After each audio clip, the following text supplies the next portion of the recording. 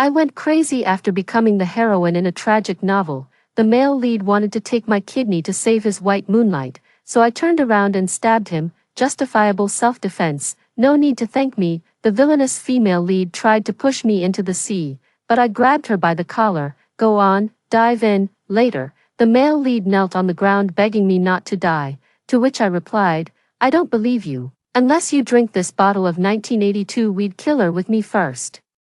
What is it like to become the heroine of a tragic novel? I woke up on the operating table, surrounded by white-coated doctors. You're awake. I raised my hand. Excuse me, am I now the proud mother of multiple babies, all safe and sound, or did I just have my kidneys removed to save my white moonlight, and the surgery was a success? The doctor said. The surgery hasn't started yet, Mr. Xiao wants to say a few words to you. They stepped aside, revealing a domineering CEO standing not far away.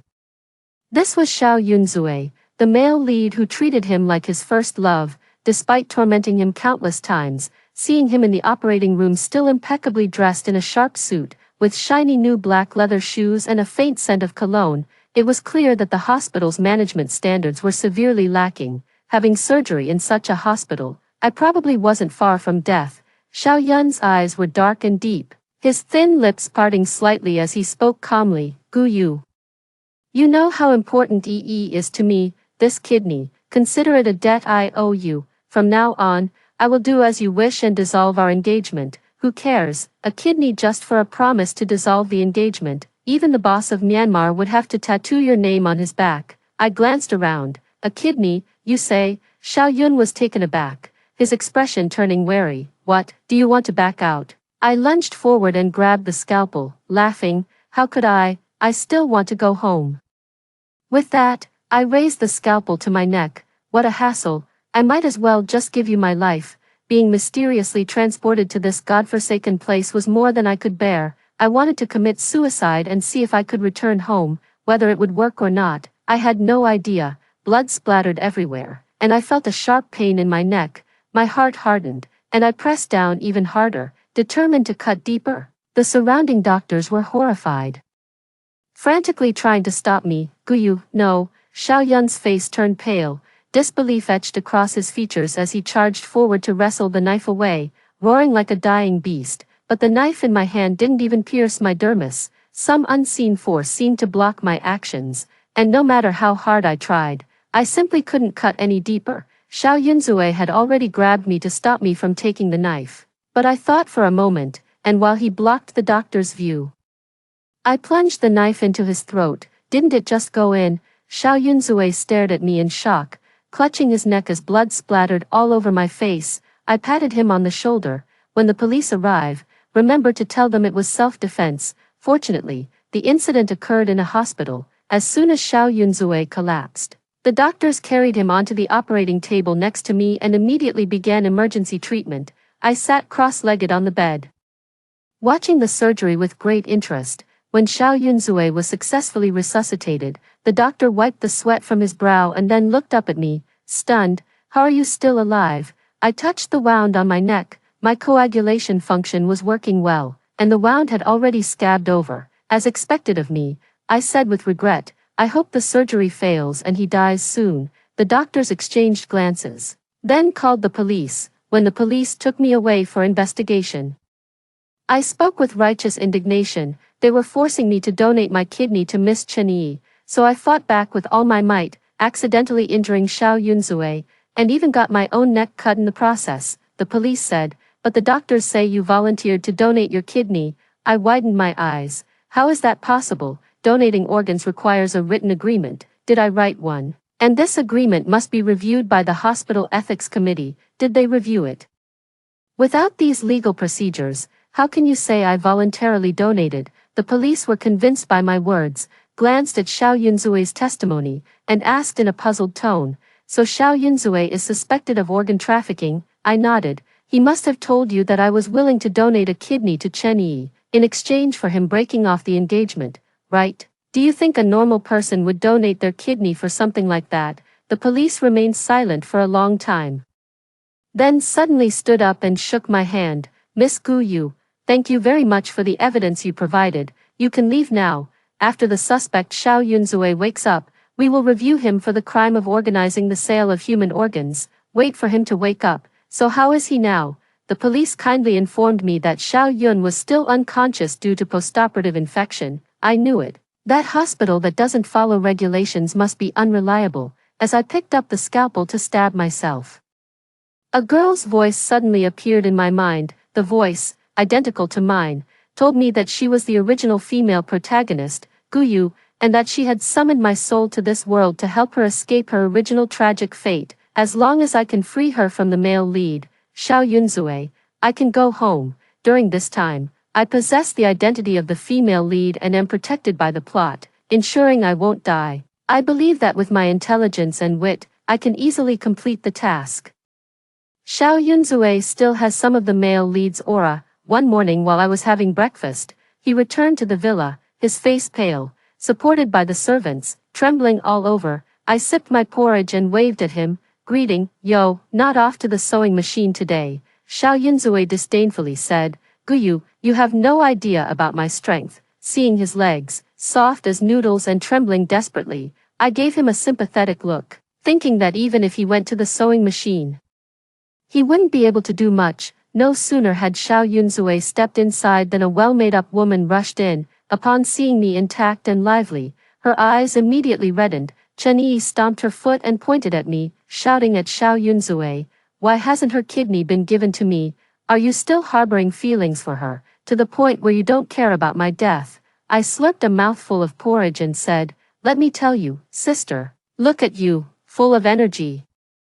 And then look at Xiao Yunzue, so weak and feeble, it seems like he needs the kidney more than you do." Chen Yi's face turned ashen with anger. Xiao Yunzue hurriedly struggled to stand up, embracing her gently and saying, "This is an, accident, don't worry, I'll make her go through, the surgery right away." He coughed violently, and Chen Yi's anger immediately vanished without a trace. She supported Xiao Yunzue with concern, asking, "Yunzue Gij, what's wrong with you? Did that vile woman do this to you?"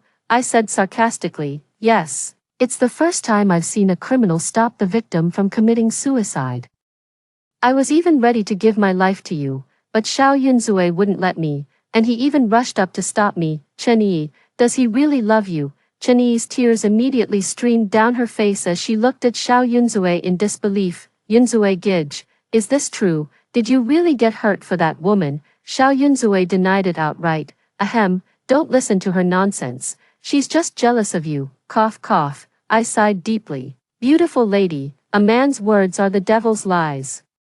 If Xiao Yunzue really loved you, why would he need a stand-in? During the years you were abroad for treatment, he slept with countless stand-ins. Aren't you disgusted?" Chen Yi looked at Xiao Yunzue with tears welling up, covering her face as she turned and ran. Xiao Yunzue cried out in anguish, "Don't go." Then, abruptly turning to me, his gaze was as cold and sharp as a blade. "How dare you drive away?" He raised his hand to strike me, and though I wanted to dodge, an invisible force held me in place, leaving me unable to move as I watched the slap about to land on my face. A gentle, half-hearted slap, like a spring breeze, brushed against my cheek. The spring breeze of reform swept the land, but the domineering CEO lacked the strength to strike. Xiao Yun's paper-thin body almost toppled over from the momentum, stumbling a few steps before managing to steady himself. I tilted my chin up at a 45-degree angle, exuding a mix of 3 parts coldness, 3 parts mockery, and 4 parts nonchalance as I sneered, "Did you skip dinner or something? With that little strength of yours, why don't you try sending me back to the Qing dynasty? Now, you've learned your lesson, haven't you?" Xiao Yunzue said breathlessly. Furious, I grabbed his collar and slapped him twice, sending Xiao Yunzue sprawling to the ground. A noble woman standing at the top of the stairs saw this scene and let out a sharp scream. "Ah, my Zue Zue! What are you all standing around for? Quickly tie up this wretch."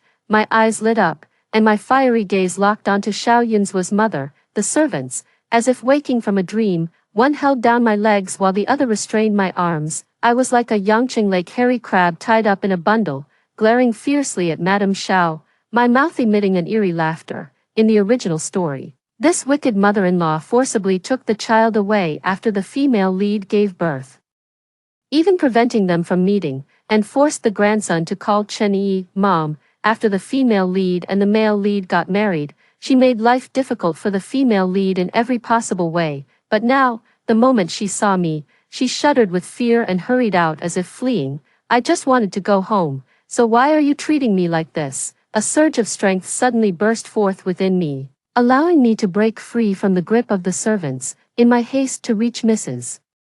Xiao so she could torment me. I couldn't be bothered to stand up. Instead, I crawled on all fours, moving swiftly and stealthily, and in no time, I had reached behind Mrs. Xiao. Don't go, don't go. Mrs. Xiao turned around and was met with my feverish face and writhing, twisted body. She was so terrified that she froze, her only reaction being a piercing scream. I wrapped my arms around her legs and roared enthusiastically. Hit me, hit me, hit me, hit me, hit me. A tribute erupts, so scary. Madame Xiao suffers a mental explosion of 10,000 points. Madame Xiao begins to convulse, twitch, and foam at the mouth. Madame Xiao has been KO'd by me. Watching Madame Xiao being lifted onto a stretcher, I stood up and muttered to myself, feeling a bit lost. Why do all the wicked mother-in-laws seem to reform these days? Turning my head, I saw Xiao Yunzue still lying on the ground. I walked over to help him up, speaking softly. Darling, get up quickly, it's time for domestic violence.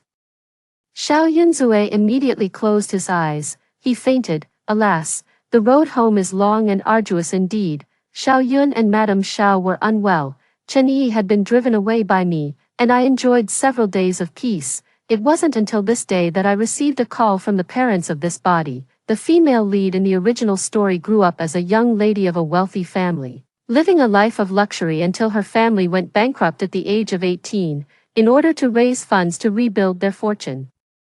Her parents sold her to the male lead, making her a stand-in for the male lead's beloved, Chen Yi, the white moonlight, in his heart. However, after I went mad, Xiao Yunzhong stopped sending money to my parents, using them to pressure me instead. I yawned and headed to their company. As soon as my mother saw me, she grabbed me and earnestly advised, Xiaoyu, Mr. Xiao said that if you agree to donate a kidney, he will marry you. Then you'll become Mrs. Xiao. And you won't have to worry about Xiao Yunzhong not loving you, will you? I've looked into it, and having one less kidney doesn't matter at all. You should agree. Father's eyes were sunken, and his hair was almost gone. He stroked his bald head and said, My dear daughter, have a little sympathy for your father. If Mr. Xiao doesn't invest, our family company will go under. I replied, then let it go under. Our family runs a limited liability company, only responsible for the amount invested. You both have hands and feet, you won't starve. If things get really bad, you can always beg. They were stunned. Xiaoyu, how can you say something so heartless? We're your real parents. Xiaoyu, Mr. Xiao treats you so well. Don't be ungrateful. Dad knows you're upset because of that Chen Yi. But Mr. Xiao has already said he'll marry you, hasn't he? I was getting annoyed. I said I'm not going. What can you do to me? The two of them fell silent for a moment. Then suddenly switched to a menacing expression. Mother said, We've raised you for so many years. It's time for you to pay back. If we can't get money from Mr. Xiao, your mother will have to sell you to someone else. They won't be as good to you as Mr. Xiao. Guyu, you'd better think carefully, Father said. If the company goes under, I might as well die. Guyu, are you really going to watch your father die? I'll tell everyone that you, Guyu, are a cold-hearted, unfilial daughter. Let's see who would dare marry you. One would think the protagonist was adopted. I sighed. I had originally planned to use my wit and intelligence to handle the situation, but then I realized that going crazy would be the most effective approach. After all, I can't die anyway. If it's just about money, let's see if you have the life to take it. Dad, Mom, I'm calling Xiao Yunzui right now. As long as you two come with me to perform a scene on the rooftop, Xiao Yunzui will definitely pay up. Father Gu and Mother Gu exchanged glances, revealing satisfied smiles. Xiaoyu, Mom and Dad knew that you're the most obedient one. On the rooftop of the 117-story high-rise, the fierce wind brushed against my cheeks. Gumu, being pulled by my hand, glanced down and then turned her head away uneasily. Xiaoyu, Why did we come here? This building is so high. If we fell, we'd die, wouldn't we? Gu Fu rudely interrupted her.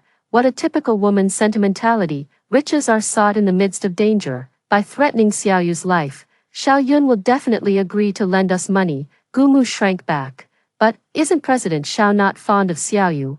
I rolled my eyes. You know it all too well, don't you? But I smiled sweetly and gently said, Mom, if you fall from the 117th floor, your kidneys will be smashed too, then they won't be able to transplant them to Chen Yi. Mother Gu suddenly understood. Xiao Yun indeed arrived as soon as he got the call. Seeing the three of us standing on the edge of the rooftop, several bodyguards quickly took out their phones to record, worried that we might try to extort their president. As soon as Mr. Gu saw Xiao Yunzue, he immediately started putting on a show, pretending as if he were about to jump, and shouted loudly, Mr. Xiao, how could you cut off our company's investment? This is practically taking our entire family's life. If you don't invest, we'll jump off this building today, and you'll never see my daughter again. Mrs. Gu also squeezed out some tears and sobbed, My daughter has been with you for 2 years, and even if she hasn't achieved much, she's worked hard. Yet you just watch our company go bankrupt. Do you even have a conscience? Xiao Yunzue was getting annoyed and worried that I might really jump, so he said irritably, All right, come down first. I'll transfer 20 million to your company account right away. Mr.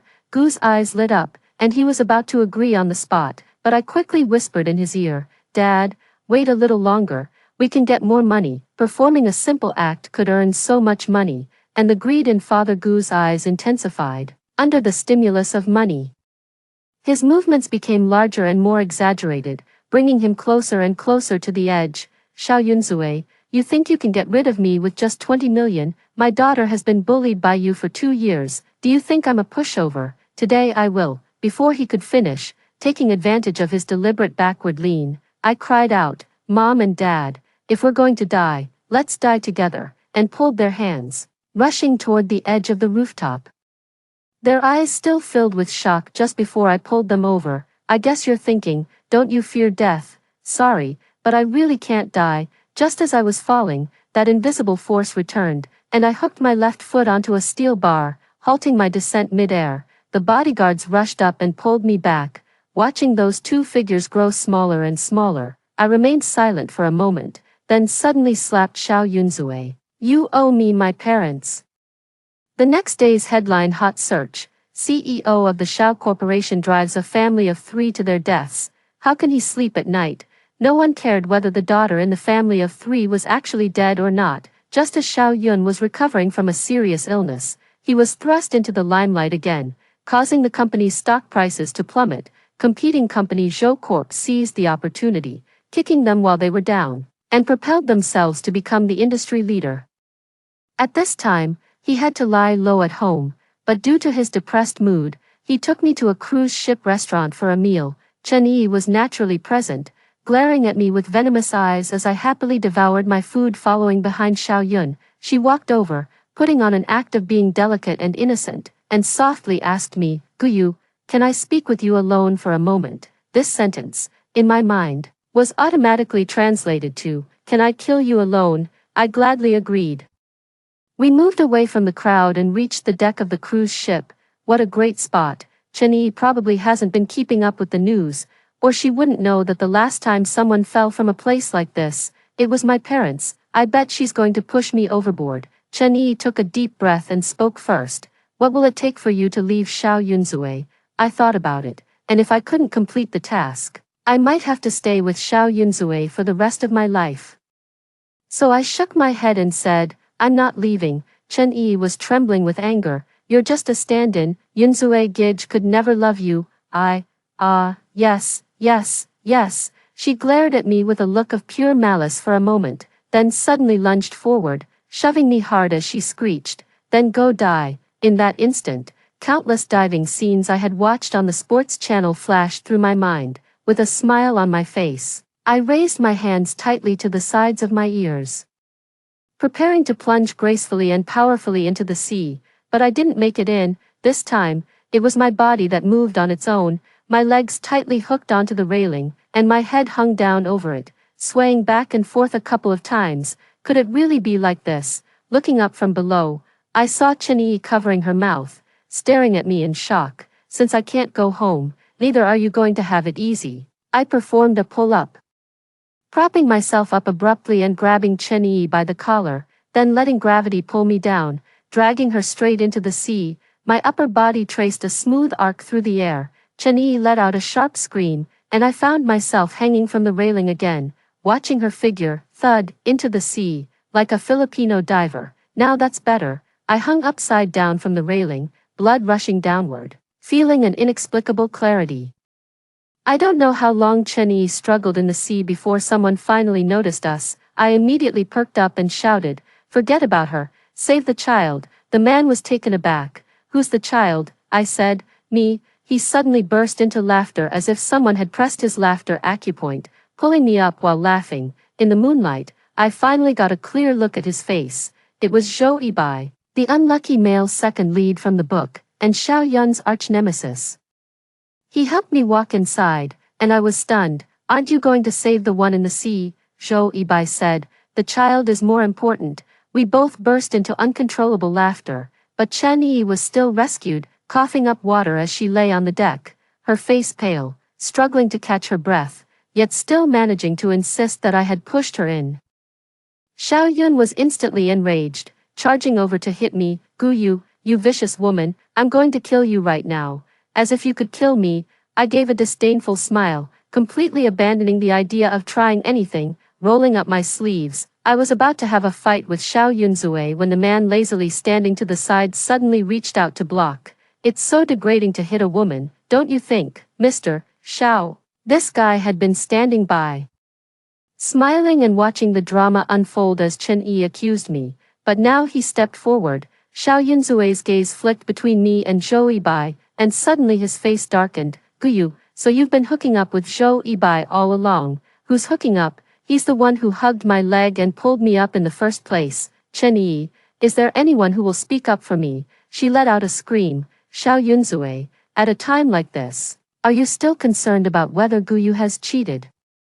"She almost killed me." I blinked, speaking very calmly. "I didn't, but by the time they found us, I had already been rescued. My clothes weren't even wet." While Chen-Yi was struggling in the sea, my words really didn't carry much weight. Those present had already started speaking one after another. "There are no surveillance cameras on the cruise ship. If Miss Chen hadn't been discovered, it would have been a case of no evidence to prove anything. This woman is too vicious, isn't she?" To eliminate her rival, she actually pushed the person into the sea. "If it wasn't you who pushed her, then why didn't you call for help? Were you just going to watch Miss Chen die?" In their accusations, it seemed I was being pinned as the culprit who had pushed Chen-Yi into the sea. I looked at Zhou Yibai, who stood far away with his arms crossed, wearing an expression that seemed to be enjoying the spectacle. Completely unlike the way he falls head over heels for the female lead and becomes her protector in the original story, I turned my gaze to Xiao Yunzue, whose face bore an oppressive aura of an impending storm, his eyes growing colder by the moment. It's time to go crazy again. Indeed, madness is addictive." My body trembled, my eyes began to redden, and tears dripped one by one onto the deck. Looking around, "You don't believe me, do you?" Everyone remained silent, staring at me with skeptical eyes. I slowly took a step back, wiped away my tears, raised my chin at a 35-degree angle, and revealed a stubborn expression, like a delicate white flower. "Since that's the case, I'll prove my innocence with my death." As I finished speaking word by word, I turned around like a bull and charged straight for the railing again. With a leap of my long legs, I vaulted over the railing with the agile grace of Lu Xiang possessed, and plunged into the sea.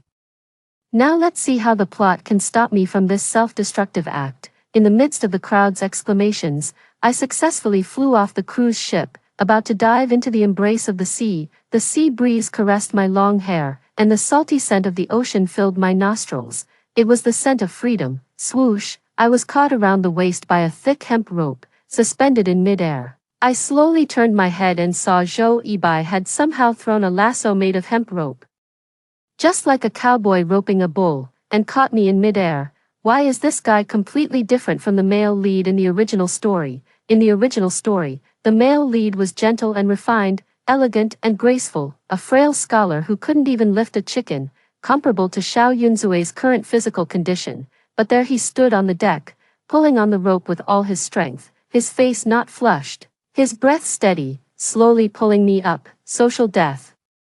Isn't that a kind of death too? When my feet touched the ground again, tears streamed down my face. A group of people rushed over to comfort me. Miss Gu, we're sorry, we should have believed you. I never expected Chen Yi to be such a person. It must be that she tried to push you off and ended up being punished by heaven herself. Can't we just talk things out? Why resort to death to prove your innocence? Luckily, young Master Zhou saved your life. Even Xiao Yun's eyes showed a slight tremor as he said with a complex expression, just because I didn't believe you, you proved it so resolutely. Guyu, I never thought you loved me this much. Chen Yi couldn't believe what she was seeing and screamed hysterically, why don't you believe me? She pushed me off. Do you believe her just because she wanted to jump into the sea? She didn't even die. Everyone condemned her. You've gone too far. Isn't this enough to prove that Guyu is innocent? Chen Yi choked back tears and said, but she jumped into the sea on purpose. Everyone shook their heads. What are you talking about? Who would deliberately seek death? Right, who else but me would do such a thing? From then on, Chen Yi saw me even more as a thorn in her eye. Laughable. Who cares? I'm now more curious about what's going on with the male lead of this world. They say his character has collapsed, yet he saved me in the end. They say he fell in love with me at first sight. But when I was in trouble, he just stood by and watched the show. Since the incident on the cruise ship, Xiao Yun's attitude towards me has also started to become strange. I thought he merely believed that Chen Yi was lying, that his rose-colored glasses about her had shattered. Little did I expect that Xiao Yun was the most discreet one. Having investigated the past and discovered that the person who had saved him back then was not Chen Yi, but Gu Yu, in the original story. Chen Yi became Xiao Yun's white moonlight because she had saved him when he was kidnapped at the age of 13. However, in reality, someone else had saved him. At the time, Gu had done a good deed without seeking recognition, and since she was still a wealthy young lady, she didn't care about the gratitude from the Xiao family. Thus, she didn't step forward when the Xiao family was searching the world for the savior. Gu Yu's childhood friend, Chen Yi, came from a poor family. Having witnessed Gu Yu's act of saving Xiao Yun, she took credit for the deed, becoming Xiao Yun's white moonlight. She even went so far as to fabricate a kidney disease to demand the heroine's kidney. When Xiao Yun's was stormed in with teary eyes, I was comfortably lying on the sofa watching Zhou Yibai on TV. He had taken over the role of the male third lead and was thriving in the entertainment industry. To be honest, the TV dramas he starred in were quite enjoyable. Xiao Yun's eyes immediately locked onto Zhou Yibai's flawless, magnified face on the screen. His expression twitched, and he knelt excitedly in front of me, reaching out to grab my hand. Guyu, I've finally understood everything. It turns out that 10 years ago, we already had this fate. I waved my hand dismissively, like shooing away a fly. Move aside, you're blocking my view of the TV. Guyu, are you still unwilling to forgive me? It was my fault back then when I asked you to donate a kidney to her. How can you forgive me? I moved a bit to the side, immersed in the plot, and casually said, an eye for an eye, perhaps. Xiao Yun remained silent for a few seconds, then suddenly said, all right, I'll give it all back to you. I looked over in surprise, only to see him pull out a dagger and thrust it forcefully into his own abdomen. I said, wrong, the kidneys are at the back. Haven't you studied biology, you idiot? Xiao Yun was the most stunned. I bent down to carefully examine his wound, thinking that if we didn't call a doctor soon, the injury might just heal on its own. I sighed. Forget it. If you're truly sincere about repenting, then stop messing around and just listen to me. After saying that, I called the Chinese Organ Donation Center. Half an hour later, several volunteers excitedly knocked on the door. Which deceased person is donating their organs? I pointed at Xiao Yunzue. They looked troubled and said, he's not dead yet. I nodded. Although he's not dead, he's close. He's willing to donate his organs after death. Xiao Yunzue's face showed a flicker of hesitation, but he still agreed. Yes, I voluntarily donate my organs after death. Although it was a bit of a pity that there were no ready organs to donate, the volunteers still enthusiastically helped him fill out the donation agreement. Bored of waiting, I filled one out myself. the original female lead was confined alive by the Shao family and, after her death, was consumed completely, flesh and bone. No one even knew of her existence. If after death, one's organs could save those still living, it would surely be a comfort to her, wouldn't it, after the volunteer left? I still couldn't help but feel angry looking at Xiao Yunzue. I asked, "Do you know who saved you back then?" Xiao Yunzue's face showed pain. "Guyu, it's all Chinese fault. That bitch pretended to be you, blinding me for so many years. What? In your eyes, you're completely blameless. Huh? You fell in love with Chinyi because she saved you. And as soon as you found out it wasn't her, you immediately dumped him. So if it wasn't me who saved you, but a man who looked like a dung beetle, you'd fall in love with him too, right?" Xiao Yunzue was stumped by my question and pleaded with me, "Guyu, please don't slander the pure love between us." I almost vomited. I interrupted Xiao Yunzue's words. "Since I saved you back then, shouldn't you give me some repayment?" Xiao Yun asked most bewilderedly, "Isn't my love for you the best repayment?" I had a sudden inspiration and asked in a different way.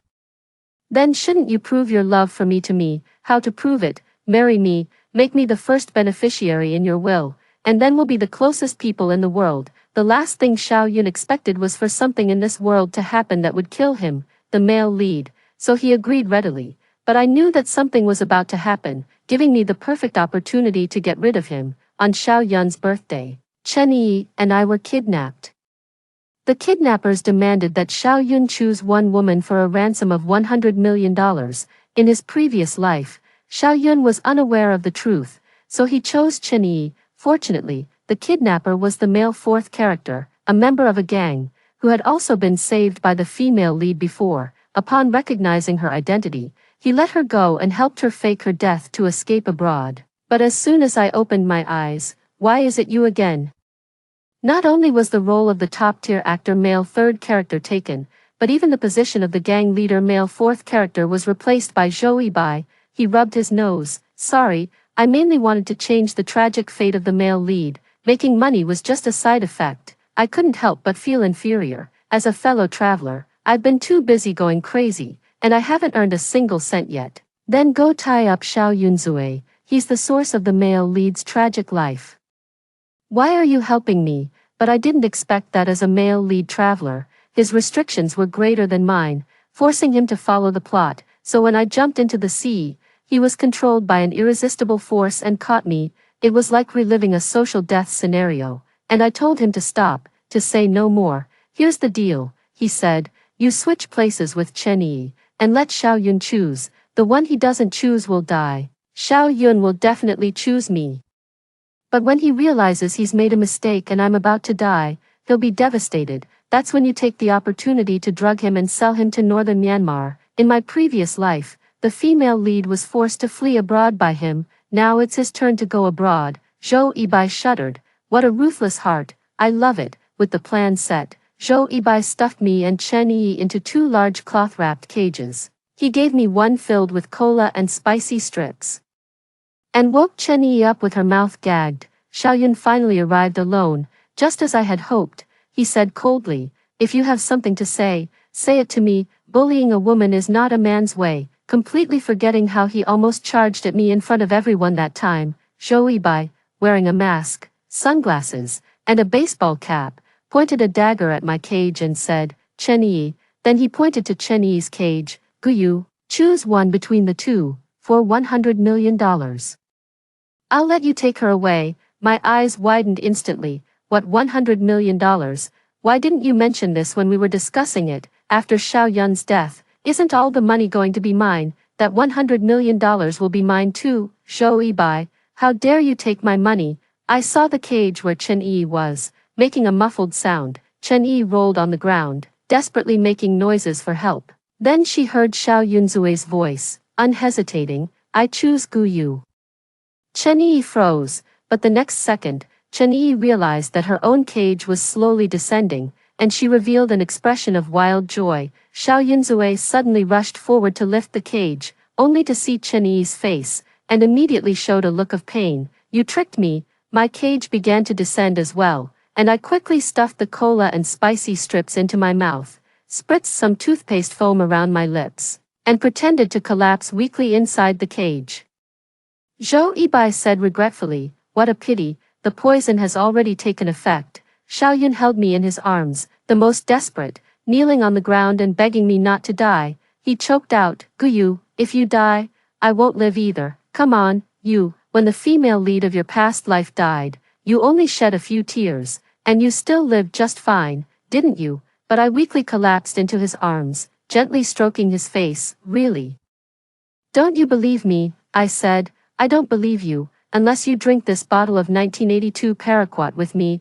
I rummaged under the cushion, first finding my Coke and tossing it aside, and after much effort, I managed to pull out a green bottle labeled paraquat. Of course, it wasn't really paraquat inside, but rather a sedative. Xiaoyun hesitated the most. I asked him bitterly, "Do you still love me, or not?" Xiao Yunzue turned his face away. "Guyu, I don't think love needs to be proven through suicide."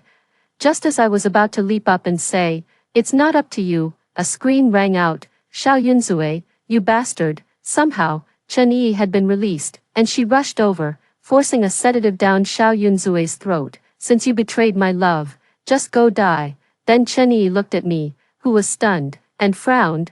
"Why are you still not dead?" I didn't know what to do, glanced at Zhou Yibai, hesitated for a moment, and then closed my eyes and fell to the ground pretending to be dead. The emotionally agitated Chen Yi was knocked out by Zhou Yibai and taken back for police interrogation. Xiao Yun was drugged and sent to northern Myanmar, fulfilling his dream of having his kidneys harvested. I, on the other hand, was rescued and successfully revived. As soon as I was off the operating table, I received the news of Xiao Yun's death and inherited his vast fortune. Zhou Yibai took this opportunity to shed his underworld identity, and whether the male lead will end up with the female lead is not something we can predict in the future. In any case, I have left the female lead with a healthy and prosperous new future. After the dust settled, it was time for both Zhou Yibai and me to return. I heard Zhou Yibai talking to the male lead. "Brother, trust me, acting isn't that hard. If the third male lead can do it, why can't you? Believe in yourself. Why are you cursing at me? That's going too far, isn't it?" And I advised the female lead, "No matter who you end up with in the future, protect your money. If anyone tries to take it from you, go crazy like I do. Remember that." "Okay." Finally, Zhou Yibai and I exchanged a glance, closed our eyes, and our souls simultaneously left our bodies, drifting into the endless void. In the next second, I felt a jolt as I was knocked to the ground. "Sorry, I wasn't looking where I was going." The person seemed just as startled, rubbing their forehead for a moment before looking up, and by then, I had already seen their face. "Zhou Yibai, you're like a ghost that just won't leave me alone." A few girls in the distance caught sight of his face and let out hushed screams. "Zhou Yibai, it's Zhou Yibai." "Ah!" Zhou Yibai turned and ran, but I instantly scrambled up and grabbed his hand, refusing to let go. "Give me back my $100 million. Zhou Yibai glanced back at me, didn't struggle, and instead pulled me along with him as we ran. No, why am I running after him? But inexplicably, I found myself running alongside him. The crowd behind us grew larger, and Zhou Yibai suddenly burst into uncontrollable laughter, as if someone had pressed a laughing point. I don't know why, but I started laughing and running with him, as if caught up in the same madness. The noonday sun bathed us in its light as he held my hand, running together toward the distant horizon. After hearing the first story above, what are your thoughts? Feel free to share your opinions in the comments section. Next, there is another similar story. Let's continue to see. The chosen vicious female antagonist, the caretaker of the paralyzed heroine, with a monthly salary of 50,000, all meals and lodging included, plus an internship certificate. I diligently fulfill my role with utmost dedication. Soon the female lead couldn't take it anymore. After working for a month, "You've had food poisoning once, knocked out 2 front teeth, caught a fever 3 times from getting soaked in the rain, and I've taken care of you for 4 weeks. Who's really the nanny here?" I nervously stepped back, only to knock over and shatter an antique vase. The female lead gritted her teeth. "The vase is worth 5 million, and your internship certificate is gone." Just before graduating from my senior year, I was bound to a vicious female supporting character system. The system tasked me with applying to be the nanny for the female lead, Chin Su. My mission was to sabotage her relationship with the male lead, bully her, and mistreat her. After completing the task, the reward would be enough for me to live a carefree life forever. I patted my chest. Haven't eaten pork, but haven't seen a vicious female antagonist. With my beauty, seducing the male lead will be a piece of cake. The system hesitated, wanting to say something but stopping itself. The person who recruited me was Qin Shujo, brother of Qin Su and the head of the Qin group. He looked as if he found it hard to speak. Zhou Fan, Qin Su has a bad temper and doesn't like to talk much, and a few special little hobbies. You two are the same age, so maybe you have something in common, special little hobbies. I hugged myself tightly, on guard. I'm just a nanny. I sell my skills, not my body. And definitely not my kidneys. Qin Xingzhou frowned. Looking at me as if I were an idiot, he sighed deeply. A monthly salary of 50,000, with meals and lodging included. My eyes lit up. Will you provide an internship certificate? He smiled with profound meaning. Of course, it's settled. I smiled sweetly as I signed the contract. Sell whatever you want. Internship certificate, monthly salary of 50,000. This vicious female antagonist is meant to be played by me. Qin Xingzhou gave me the address. That very day, I dragged all my belongings, a large sack, into Qin Su's villa. Good heavens, the young lady's taste is indeed unique. The black and white living room is draped with white gauze. White flower baskets were placed on the ground. Her black and white photo was displayed in the center. Even when my whole family was gone, the house was more festive than this living room. So the young lady likes cosplay. The system reminded me. The first step of being a malicious female antagonist. Crushed the heroine's hobbies. Qin Su loved minimalist black and white styles and hated anything pink and cute, so I spent the entire afternoon painting the living room walls pink. I filled the sofa with stuffed animals. This is some old junk I dug out from the storage room, covered in dust. I'm really the worst. As soon as Qin Su emerged, her eyes turned red. I cried too, because the young lady came out in a wheelchair. Her long hair covered half of her face. Her skin was pale, devoid of any color. She looked like a gloomy maiden straight out of a comic. I wanted to slap myself, and the system wanted to slap me twice. We truly deserved to die. The guilt didn't even last a minute. Qin Su rubbed the pink wall paint off the doll and tossed it into my lap, said coldly, "If it's not clean, I'll deduct it from your salary."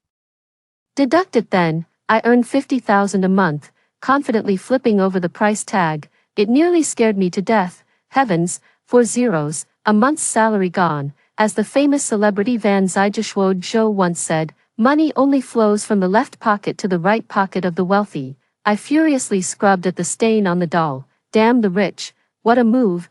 One plan fails, another takes its place. Qin Xingzhou had mentioned that Qin Su had a light palate and that meals were delivered to her daily. I secretly ordered extra spicy snail noodles with double the pickled bamboo shoots, at my own expense. Reimbursement request to Qin Xingzhou at the end of the month. I can't afford to lose my salary and still pay for dinner out of my own pocket. Step 2 of the evil female supporting characters plan. Torment the heroine's stomach. As soon as the doorbell rang, a dazzlingly handsome man pinched his nose and knocked open the door. I'm still holding 2 takeout boxes. Oh, a delivery guy, so handsome. Yet he can only deliver takeout to the female lead. No wonder she's the female lead. She eats so well. The handsome man frowned, his expression one of disgust. What is that? Why does it smell so bad? I rolled my eyes. He was quite handsome, but unfortunately, he also had a mouth. How can you eat such a thing? Please, I'm the vicious female antagonist. Not only would I eat it, but I would also force the female lead to eat it. The young lady specifically asked for this. You're really meddlesome. This is the male lead, Lu Hang. The system's eerie voice echoed in my mind. Thank you for bringing it. The young lady was getting hungry. I immediately changed my expression and shifted the blame onto Qin Su. No male lead would enjoy the company of a female lead who eats extra sour bamboo shoots and super spicy river snails noodles. Not even a young lady from a wealthy family. Xiao Su, how could you eat such a thing? Lu Hang said anxiously to someone behind me. I turned around and saw that Qin Su had somehow appeared behind me. She didn't even glance at Lu Hang once, reaching out to snatch the rice noodles with fermented bamboo shoots. Taking a deep breath, She swallowed her anger and ate it all. Not a single bite was left. Ssssh saw, a touch of color returned to his pale face.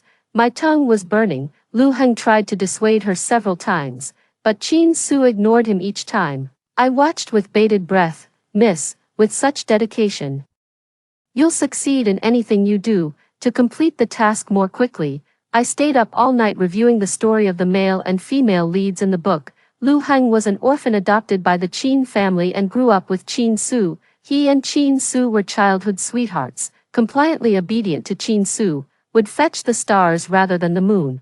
But Qin Su's parents saw through his feelings for Qin Su and issued a covert warning. He could only suppress the love in his heart. When Qin Su shyly confessed her feelings, he forced himself to endure the heartache and said coldly, Miss, don't toy with me. How could I possibly be worthy of someone as noble as you? Talking about love, you really disgust me. After that, he resolutely left the country. To be worthy of Qin Su, he started from scratch abroad and finally achieved success before daring to return to pursue her again. However, Qin Su was involved in a car accident, leaving her with crippled legs.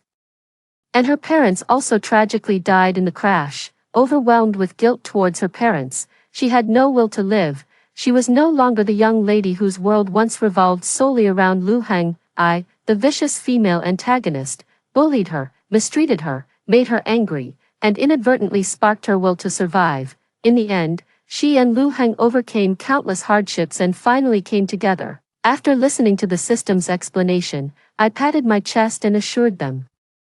One was too tight-lipped back then, and the other is now too self-conscious. This time, I'll definitely make the young lady cry her eyes out. Qin Su ate spicy snail noodles for 3 days straight. I ate nutritious meals for 3 days, mushroom and seafood sashimi rice. I've never had such a delicacy in my life. At 2 in the morning, I was vomiting and had diarrhea, running to the bathroom over a dozen times. Toilet brother held me back, not letting me leave. Drink up.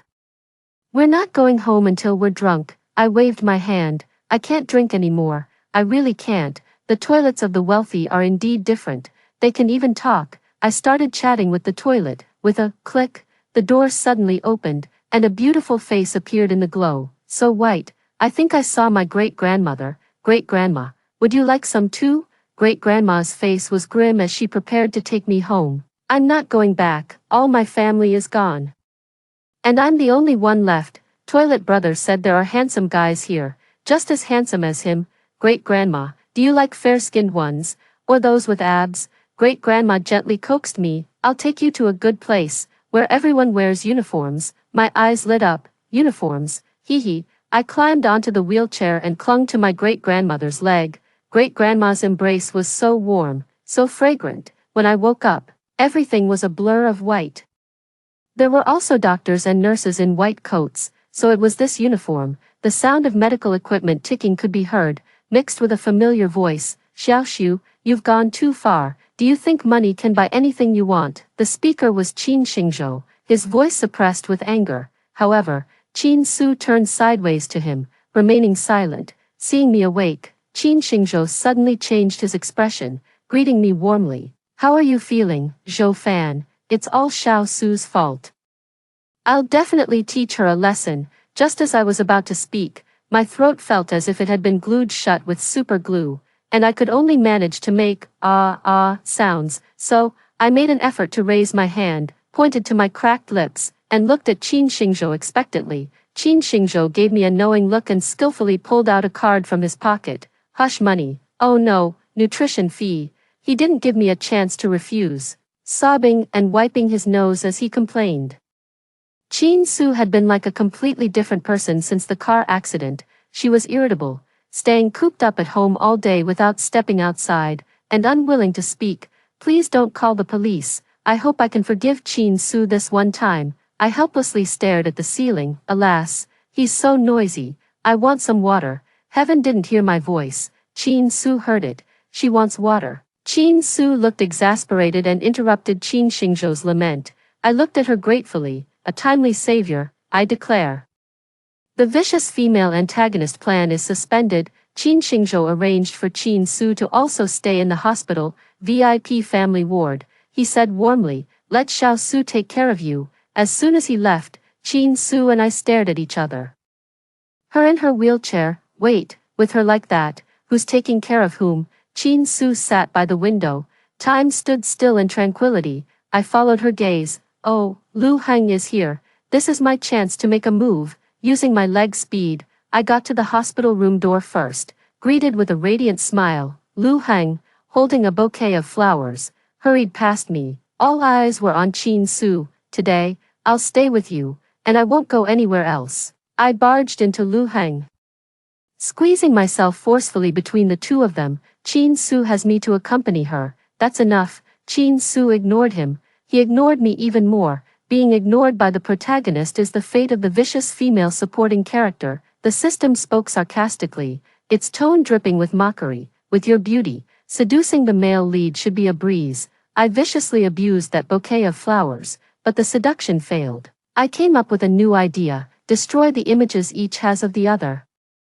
Crush now is the rubbish. I listened carefully to Lu Heng's voice from within. Do you remember that snack shop in the northern part of the city? We used to sneak off to eat there all the time. Chin Su's expression softened, as if she were beginning to waver. I played the news outside the door. The North City Snack Street has been acquired at a low price by the Lu Corporation, leaving many snack shop owners without a means of livelihood. When you were little, you used to love playing hide and seek, and I could always find you. Actually, I secretly checked the family surveillance. Beware, women should stay away from men who spy on you. Chin Su's facial muscles twitched. Lu Heng took a deep breath, his eyes sharp as if they could cut through someone. Just at that moment, the phone rang. Over and over again, Lu Heng's expression was somewhat troubled. He apologized helplessly. Xiaoxiu, there's an urgent matter at the company. I promised you. I'll be right back. Chin Su finally spoke. Lu Heng, don't come again. I don't want to see you. His body trembled slightly, and he clenched his fists tightly. Xiaoxiu, you need someone to take care of you now. I want to be with you. Chin Su coldly replied. I don't need you anymore. Zhou Fan is taking care of me. Hearing my name, I proudly flaunted myself in front of Lu Heng. Did you hear that? I'm Chin Su's #1 lackey. He was disheartened and abruptly pushed me aside. Rushing out the door, I winced and rubbed my shoulder, sticking my tongue out at him. Serves you right that Chin Su ignores you. Chin Su sat quietly by the window, unaware of what she had seen, a slight smile playing on her lips. So beautiful, but I'm the vicious female antagonist, and I won't allow her to be more beautiful than me. The system tells me, the young lady pursues fairness, youthfulness, and slimness. I thought viciously. May you be fair and slender, for the next few days. I unleashed my most vicious tactics. I made Chin Su run around in circles. Chin Su, I need to go to the bathroom. I sat on Chin Su's lap, threatening that if she didn't agree, I wouldn't get up. She mustered all her strength, her face turning red, and managed to get me to the bathroom. Chin Su, help me get the takeout. She ignored me, so I hugged the blanket and cried, accusing her of ingratitude, saying it was all because of her nutritious meals that I got food poisoning from mushrooms. Chin Su covered her ears and fled in panic. After being chased away by Chin Su that day, Lu Heng never appeared again. No one can hinder my evil female supporting character plan. I intensified my torment of Chin Su. Chin Su, I want to go downstairs to bask in the sun. I sat in the wheelchair prepared for patience and asked Chin Su to push me downstairs. She could no longer hold back and slapped her own legs forcefully. Zhou Fan, you only had your stomach pumped. I'm the one who can't walk. Do you believe I'll dock your pay? The young lady scolded me. She finally cracked. I'm satisfied, basking in pride.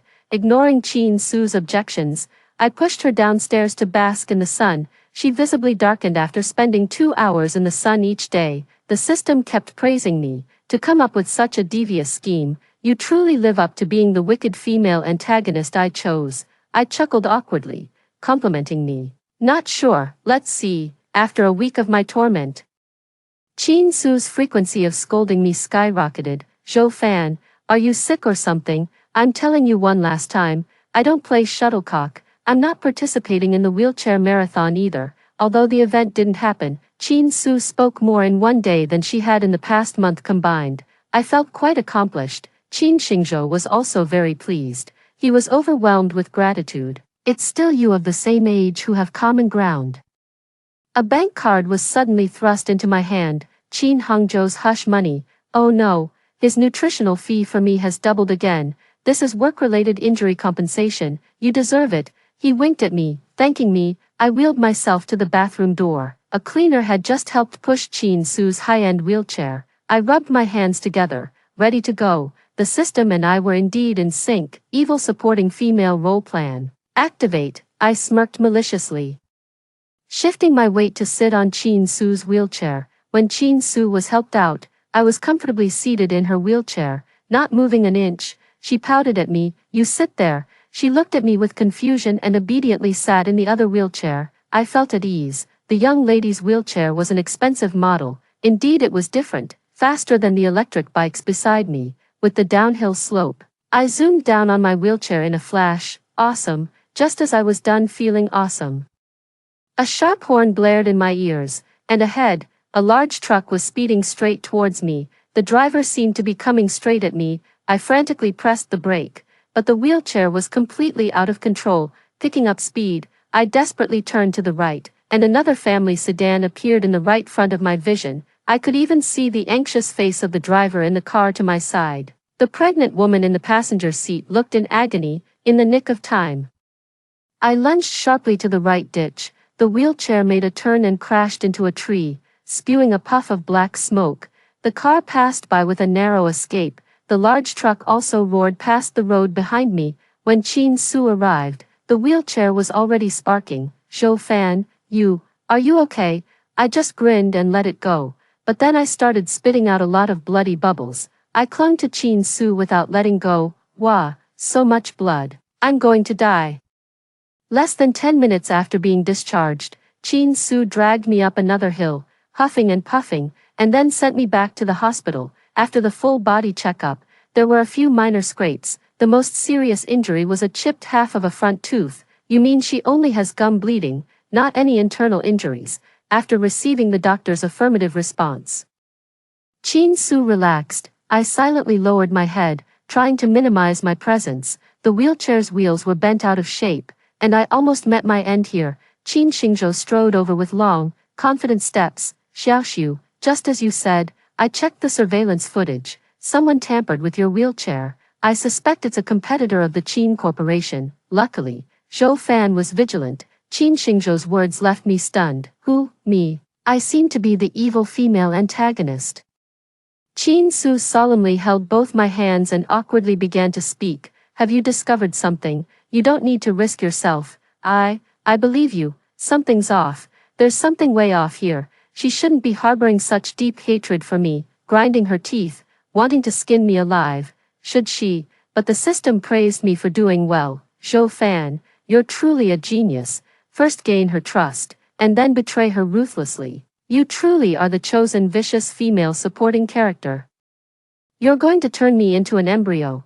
A week after being discharged from the hospital, Lu Heng appeared again. After disappearing for a few days, he had completely transformed. He raised his eyes to look at Qin Su, his gaze brimming with restrained, fervent love. Xiao Su, you don't want to see me because I left without saying goodbye all those years ago, don't you? Qin Su turned away, unwilling to meet his gaze. His outstretched hands gently fell back to his sides, his Adam's apple bobbing as he hesitated, wanting to say more. Broad shoulders, narrow waist, long legs, wet eyes focused only on Qin Su, looking like a puppy abandoned by its owner. I can't bear to watch this masterful tea art. Could I not recognize a green tea? Rushed between Lu Heng and Qin Su, accusing Lu Heng. You weren't there when Qin Su got into a car accident, and you weren't there when she was in the ICU. You were off enjoying yourself abroad when she slit her wrists.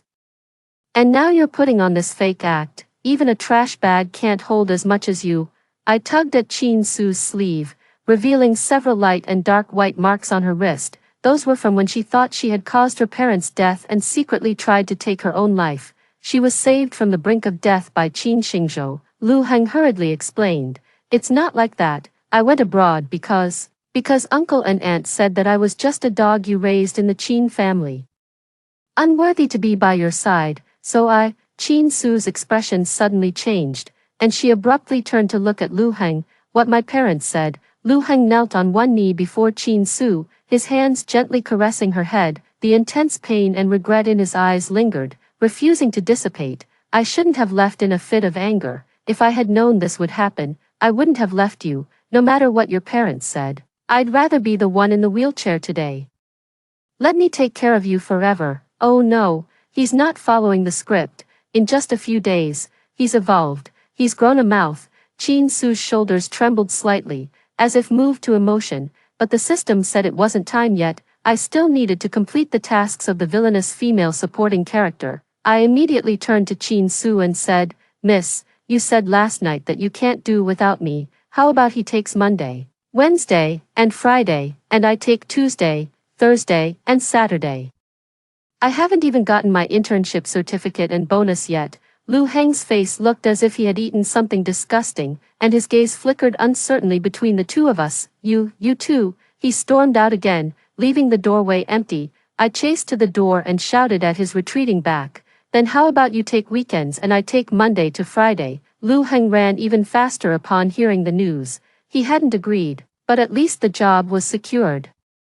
I breathed a sigh of relief and looked at Qin Su with a flattering smile. See, he says he'll take care of you, but when it comes to dividing the work, he's not even willing to do it on weekends, running off so quickly. He really is a scumbag. No one takes better care of you than me.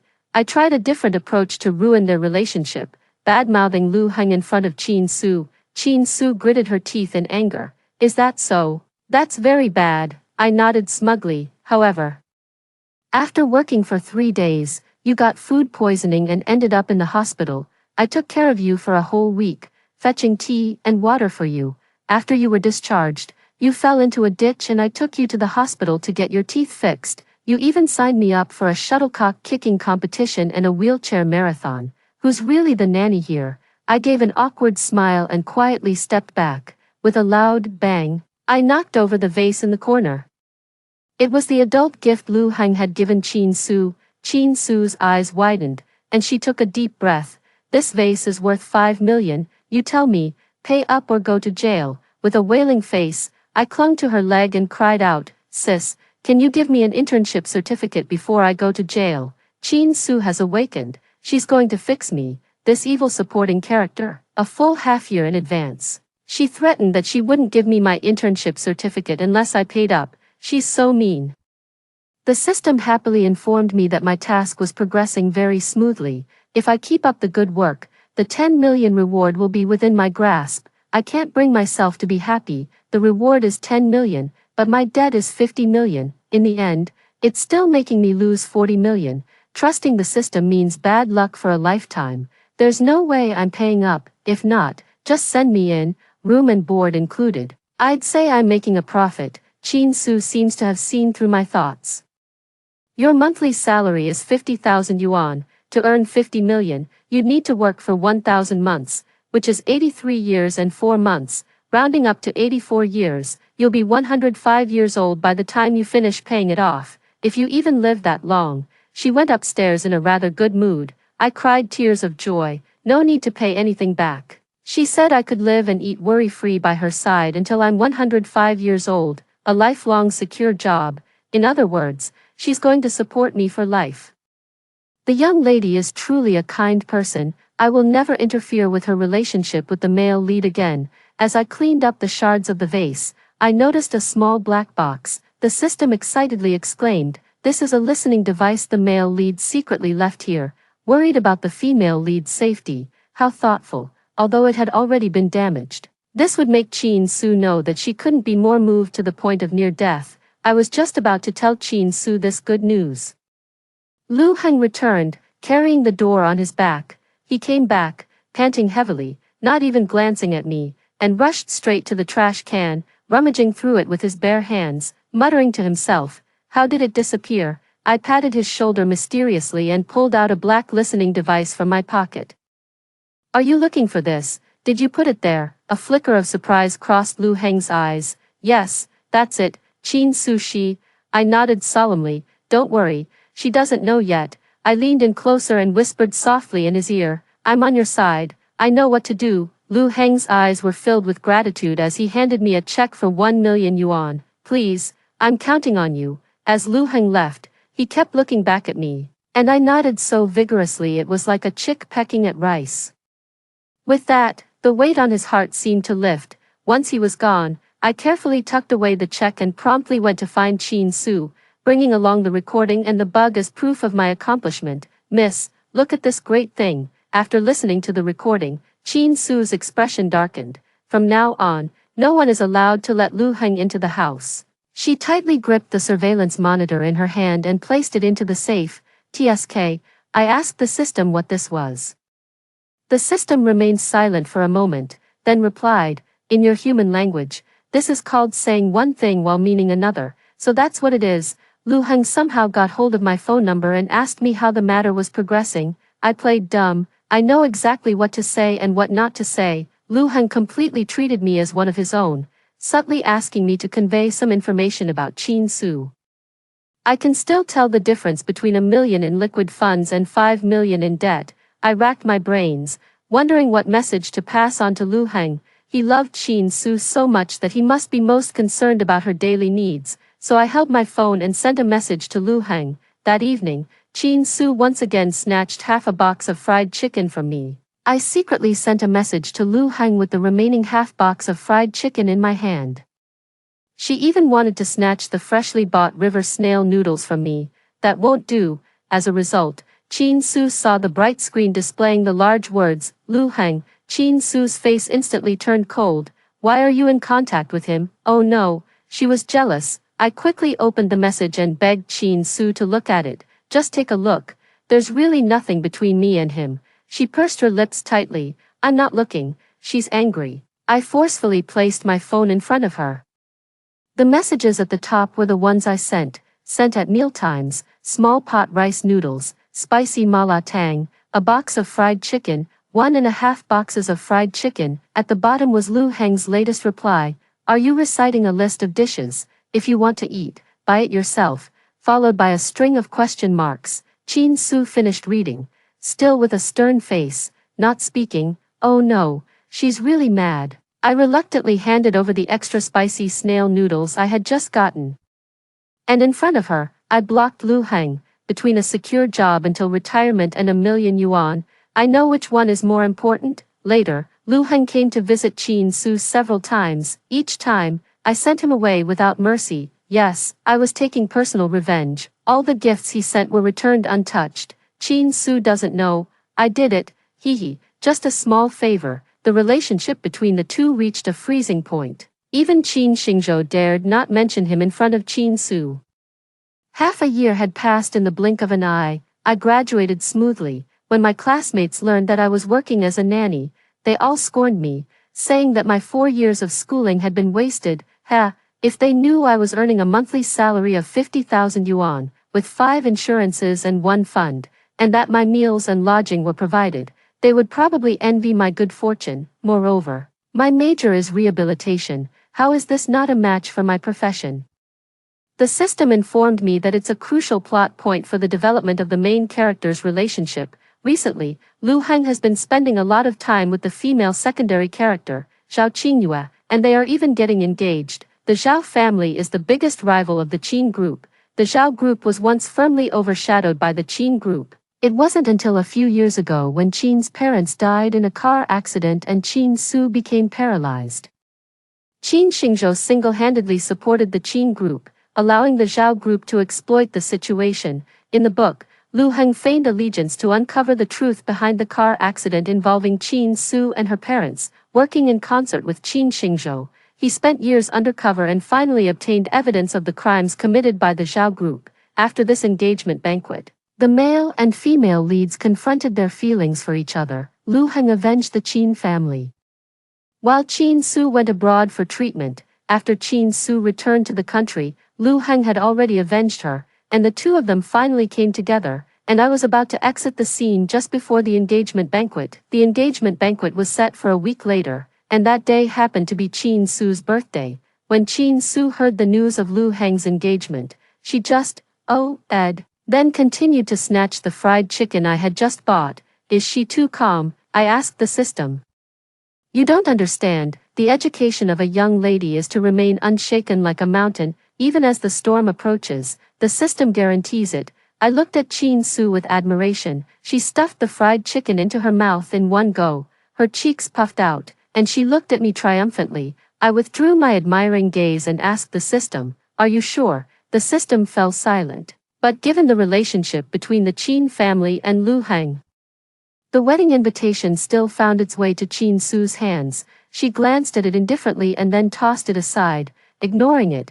"This was when I was supposed to step in. Lu Heng was raised by your parents, and he got his education and started his company all thanks to the Qin family's connections and resources. Before you know it, he's engaged to the daughter of the rival group. Ungrateful wretch. We have to expose his true nature." In my mind, I thought of my love-struck best friend, who I had advised to break up with 18 times but still got back together. The Chin Su before my eyes turned into my best friend's face, and I frantically shook her shoulders. No skill involved, just pure personal emotions. I genuinely scolded Lu Heng for an hour, without repeating myself. Chin Su widened her eyes, listening to me curse. When I finally got tired of scolding, Chin Su handed me a glass of water. "I'll go." "All right, but you can't scold me after scolding him, okay?"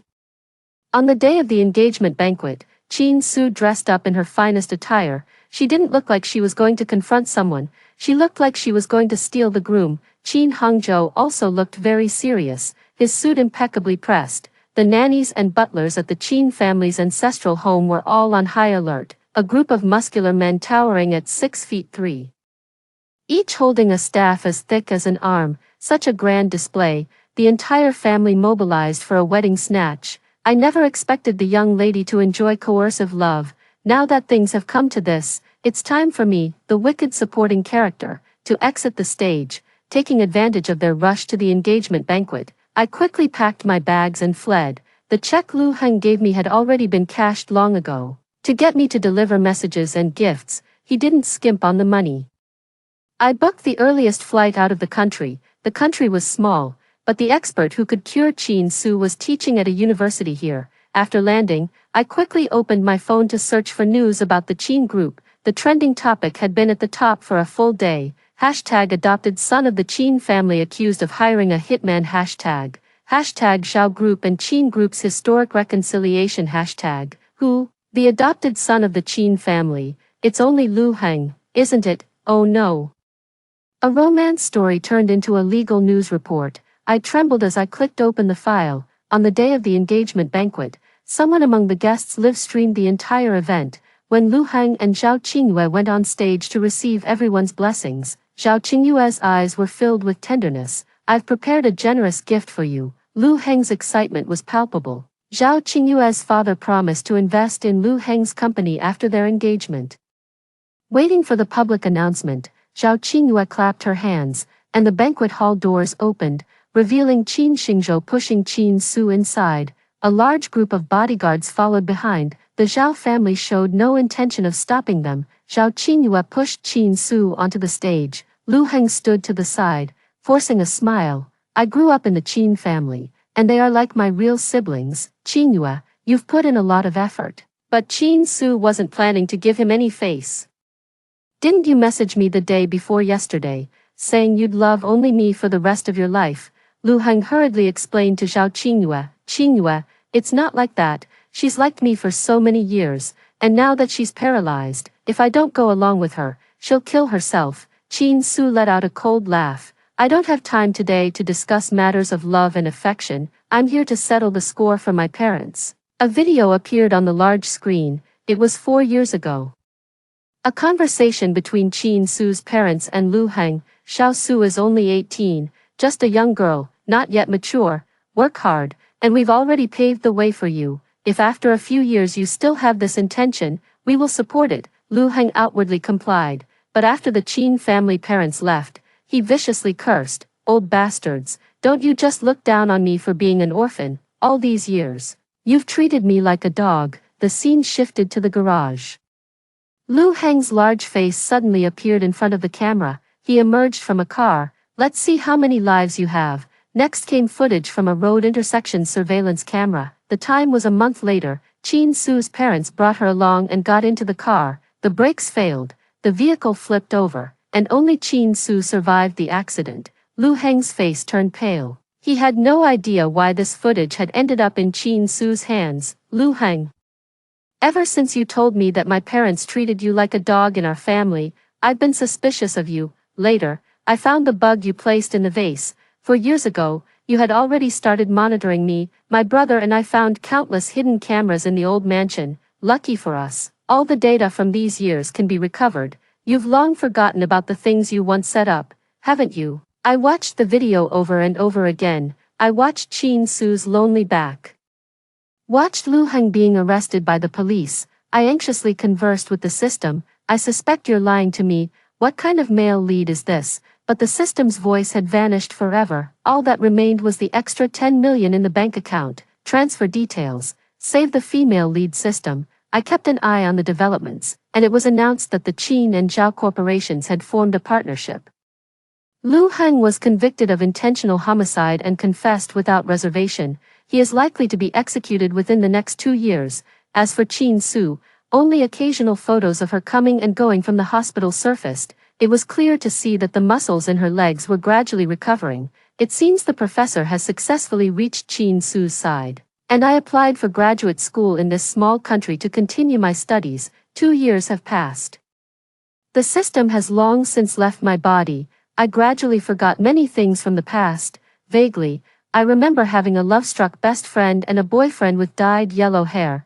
There was also someone else, a woman with poor mobility who loved fried chicken and luosafen. She liked pink and dolls. She seemed like my nanny, taking care of me in the hospital, fetching takeout for me, accompanying me on walks, and holding an umbrella for me. I shook my head. Something wasn't right. Hiring a nanny in a wheelchair, who's taking care of whom here? Just as I was lost in thought, I suddenly heard someone calling my name, Zhou Fan, in a foreign land. Her pronunciation is so clear and standard. I quickly turned around. A beautiful Chinese girl waved at me. Do I know her? She stood with her hands on her hips, shouting loudly, "You still owe me a vase worth 50 million. Chin Su side story. I've always had a feeling since I was young that Lu Heng and I were destined for each other. He often watches me from behind with that intense gaze of his. Of course, with a beauty like mine, who wouldn't want to look, but every time I turn around, he pretends he doesn't care at all." I confessed my feelings to him, but he said I disgusted him and hastily left for abroad. I never heard from him again, and during a drive with my parents to cheer me up, we got into a car accident. They were gone. I can no longer stand up. My brother is worried about me, so he hired someone to take care of me. But my brother doesn't know that living has lost all meaning for me. Since my brother wants me to live, I'll just drag out this miserable existence. My older brother had hired different nannies to take care of me before. They would feed me cold leftovers and deliberately arrange the house like a morning hall to scare me. In short, as soon as I threw a tantrum, they could cry to my brother and demand extra mental damage compensation. Before leaving, that was until Zhou Fan arrived. She saw the state of the living room and angrily put away my portrait, painted the living room in my favorite pink, and displayed all my favorite dolls. Finally, there was a hint of life in this home. These are all the things my mother wouldn't let me like. She said I was a young lady from a wealthy family and couldn't like such childish things. I could only buy them secretly and hide them in the storage room. But the dolls were stained with wall paint. I threatened to deduct her pay if she didn't clean it properly. She actually cleaned it. No, a 500 yuan doll. Was it really worth going that hard? Or, I get it now, she must also like Jellycat. She's truly special. At dinner, Lu Heng came by again to deliver food, mushroom and seafood. I'm allergic to seafood. I'm angry that he left without saying goodbye back then. Now that he's back, he won't explain a single word, occasionally popping up in front of me. Only to leave in a hurry. Cheap. Zhou Fan said that luosafen was my dinner. Lu Heng still questioned. Who does he think he is to meddle in my affairs? I'll eat it. This thing smells not so great, but it tastes quite special. SSSH, so spicy, so delicious. I'll have it again next time. Poor Zhou Fan, stuck eating those bland meals, but unexpectedly, the mushrooms weren't fully cooked, and Zhou Fan had bouts of vomiting and diarrhea in the middle of the night.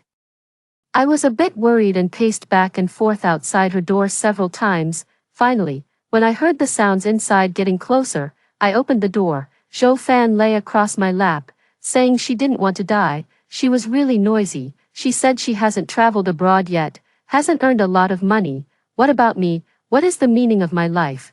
Zhou Fan is very responsible, taking care of me even in the hospital. I found out that I wanted to eat fried skewers. Mom wouldn't let me, saying no proper young lady would eat such junk food, but Zhou Fan secretly bought them for me, and claimed it was because she wanted to eat them herself. Deception in words but not in heart. When leaving the hospital, Zhou Fan insisted on sitting in my wheelchair without any explanation. Considering how many wishes she fulfilled for me these past few days, I'll let her have it. Unexpectedly, Zhou Fan almost got into an accident. She calmly drove into the ditch, avoiding a human disaster. Hiss. Missing 2 front teeth is so ugly, and she was already not good looking to begin with. Forget it, I'll just spend some money to get her teeth fixed. But then I thought, Zhou Fan isn't the type to make unreasonable demands. There must be something wrong with the wheelchair. I had my brother check the surveillance footage, and sure enough, someone had tampered with the brakes. Zhou Fan must have discovered this. Did she do it to prove herself, risking her own safety because she was afraid I wouldn't believe her? All right, I promise, I will believe every word she says from now on. Lu Heng is here again. This time, he finally agrees to explain. He says that back then, my parents humiliated him, treating him like a dog in our family, and they used the kindness they had shown him over the years to threaten him. Clumsy. Only Zhou Fan, the fool, would believe such nonsense and be moved to tears. Fool. But when Lu Heng said he wanted to take care of me for a lifetime, Zhou Fan came charging out. She spoke in a sarcastic, eerie tone, scaring Lu Heng away. This time, at least, my brother's money wasn't wasted. But she said she would take good care of me. I was furious. Come on, these days, I'm the one taking care of her. As a result, she freaked out and broke another vase of mine, worth 5 million. My chest felt a bit heavy, and tonight I didn't really want to see her. But I could make her work for me for the rest of her life. That seemed pretty good, but I never expected that inside this vase, there would be a listening device. A thick layer of dust had settled. Zhou Fan said it was Lu Heng who put it there. I remember, it was his gift to me for my coming of age. So, when was the bug planted? I dare not think about it. I handed this over to my brother, asking someone to restore the data. My brother told me, Lu Heng is deep in thought, too self-deprecating.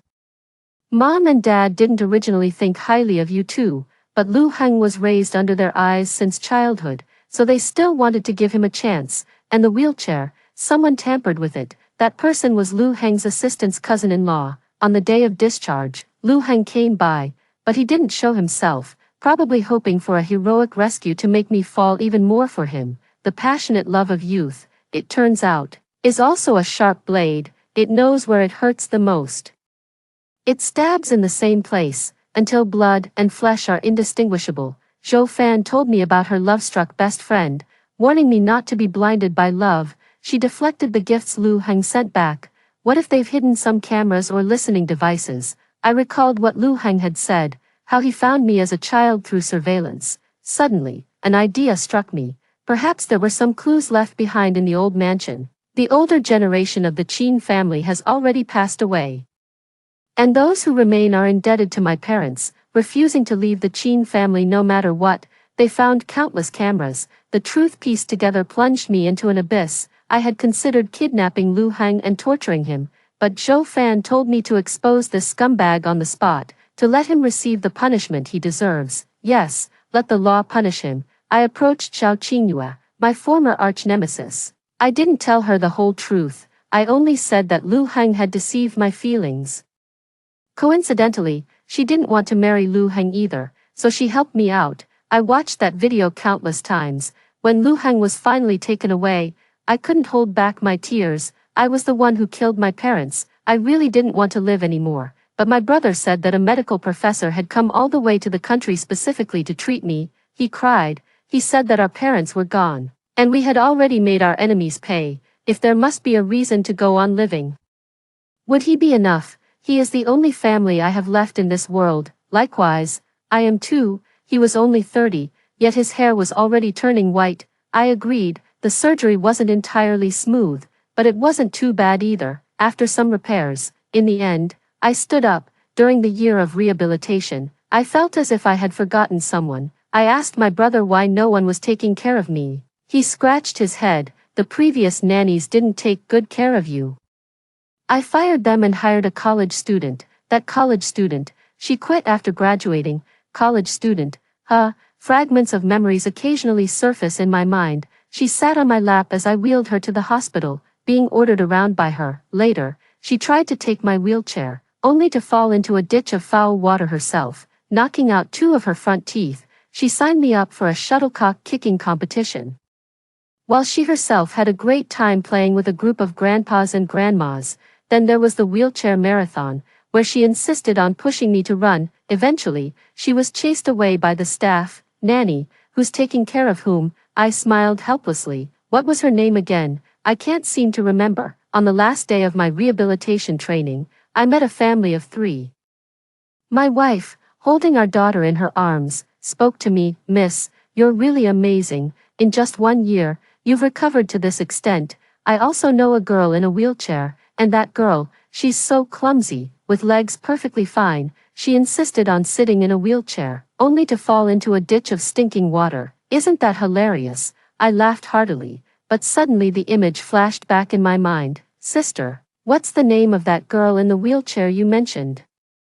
She paused for a moment, then pulled out a photo of them with a young girl. The girl grinned, her teeth gleaming white. The vague figures in the dream suddenly had faces. The girl in the wheelchair, the brakes are broken. The girl in the wheelchair, the brakes are broken. I was about to give birth, and my husband was in a hurry, so he didn't notice her. I was about to give birth, and my husband was in a hurry, so he didn't notice her. As a result, she swerved into the nearby ditch to avoid hitting our car. Later, after the child was born, she sent us many gifts, saying she almost caused us harm. Her name, oh, it's Show Fan, System Extra. I am the Save the Female Lead system, capable of correcting the storyline.